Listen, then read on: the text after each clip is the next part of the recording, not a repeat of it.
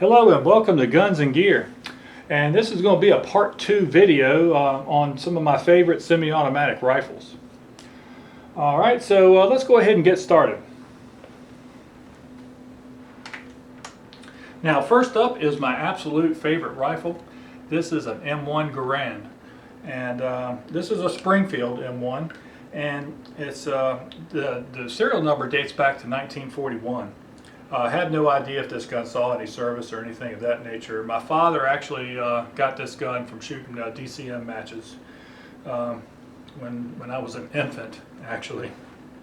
And he started doing some work to it. He put a national match barrel on there, and did some work on the action, smoothed it up. It's really an excellent shooting gun. Of course, he added a little bit better wood, has some nice checkering on it.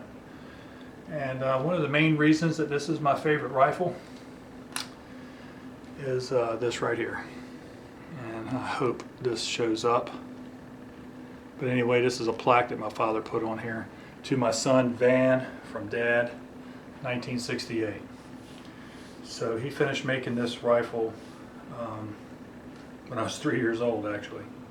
Like I said, it has national match barrel and bolt. It's in 30 caliber, which was not the original chambering, but it was the chambering adopted by the U.S. Army back in the 30s, I believe, 34 or 36. The original chambering for this rifle, by the way, was 276 Peterson, and that was the rifle that John Garand entered into the trials and won the trials.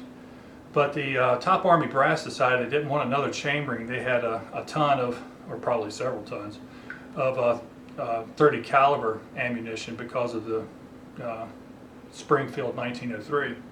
So they converted this gun to shoot the 30-06 or 30 caliber.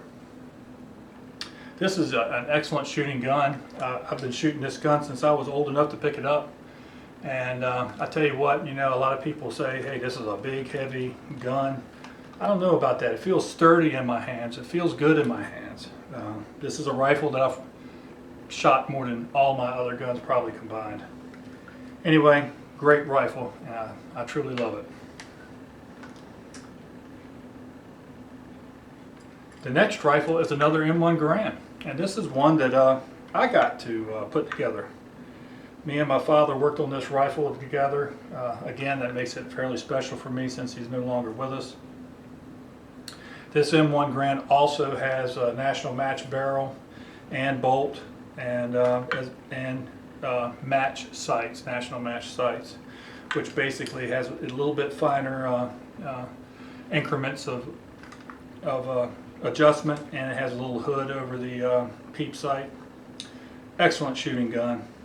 Again, I changed the wood out, got the checkering on it, and I added a butt pad.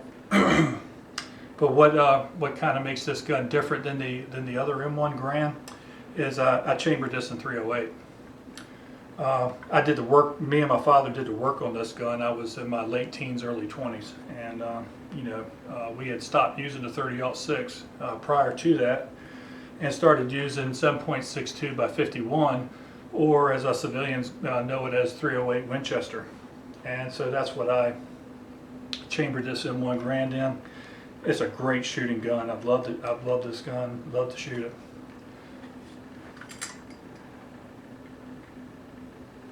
Next up is another 308 or 7.62 by 51. This is made by JP Enterprises, and this is their LPR 07. And this is truly a custom rifle. They built the upper and lower receivers, and the barrel's a 22-inch bull barrel. This is an extremely accurate rifle.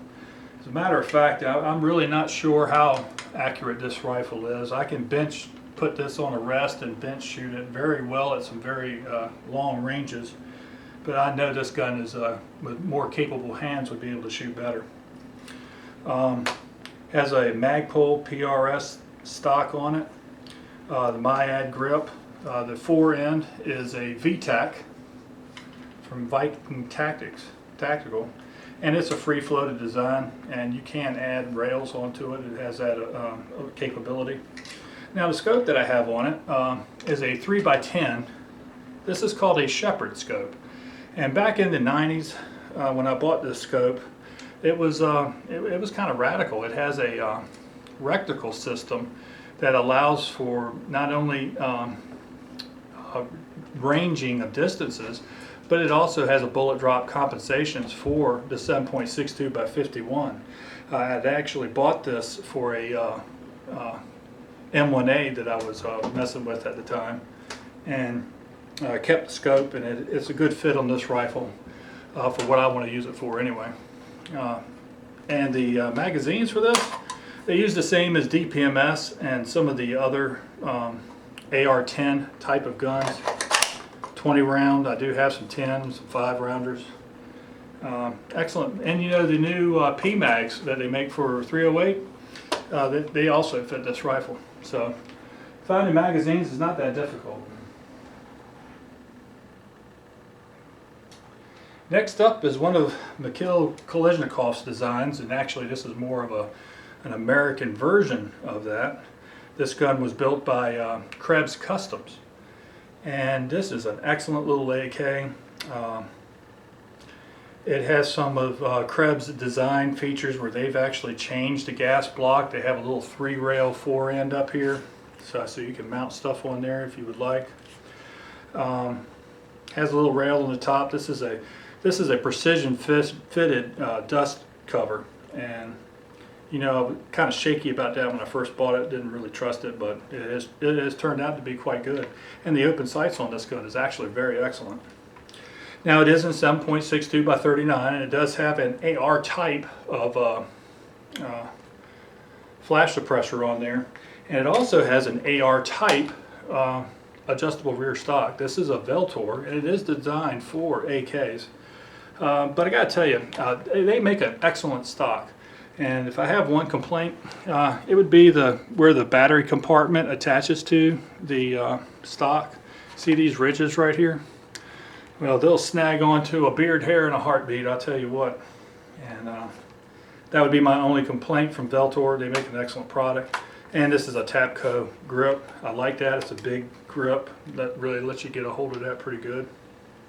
This is a good shooting AK. As a matter of fact, it's surprisingly accurate. I had put a scope on this thing just to test for accuracy, and I was very pleasantly surprised with this gun. It's a good shooter.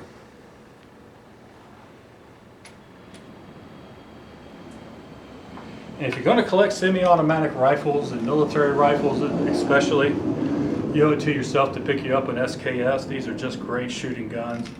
This is a Bulgarian version of the rifle. It's in 7.62 by 39. I basically left it the way I got it, except for the bayonet here. It did have the blade style bayonet on it, and I did take that off because I kind of like the spike version a little bit better.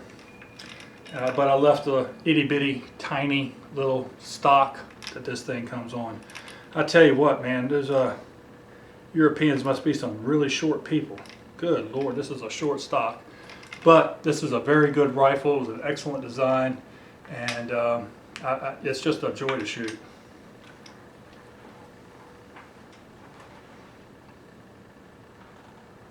And last up is the legendary M1 carbine. And I almost didn't show this gun in this series because it's chambered in .30 carbine, and that is a very underpowered rifle round.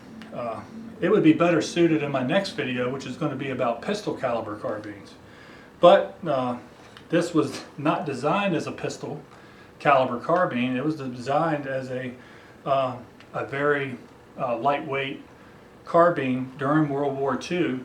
You know, a lot of non-combat troops, support troops I guess you would call them, and officers and things of that nature, they either had sidearms, the 1911, or they had something like the grease gun or the Thompson. And the Thompson was an extremely expensive gun to manufacture. They were looking for something lightweight and maneuverable.